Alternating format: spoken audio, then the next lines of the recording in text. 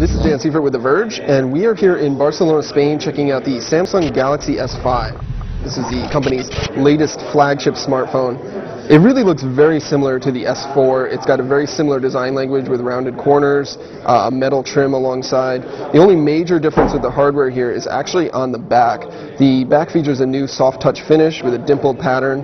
It really feels a lot nicer than Samsung's older glossy finishes. It feels very similar to the Note 3 without the leather look. But otherwise it feels pretty much just like the Galaxy S4 in your hand. Hardware-wise, it's a little bit different. It's got a 5.1-inch display. They got a capacitive button for multitasking here and a new fingerprint scanning home button on the front there. On the back, it's got a 16-megapixel camera, an LED flash, and a new heart rate sensor that uses your fingertip to measure your heart rate. You can still take the back cover off to access the battery, your SIM card slot. It's got a micro SD card slot as well. 2800 milliamp hour battery that Samsung says gives 20% better battery life than the Galaxy S4.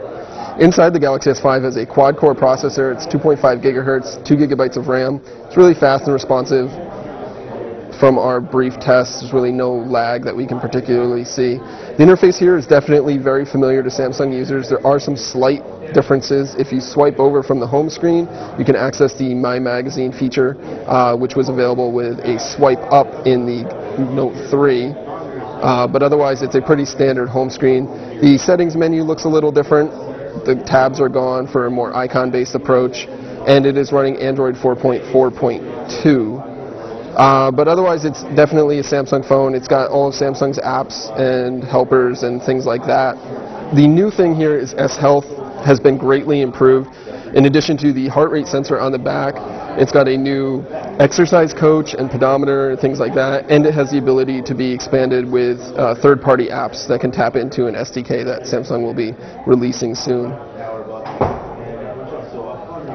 The heart rate sensor uses the sensor on the back here, and you just place your fingertip on it,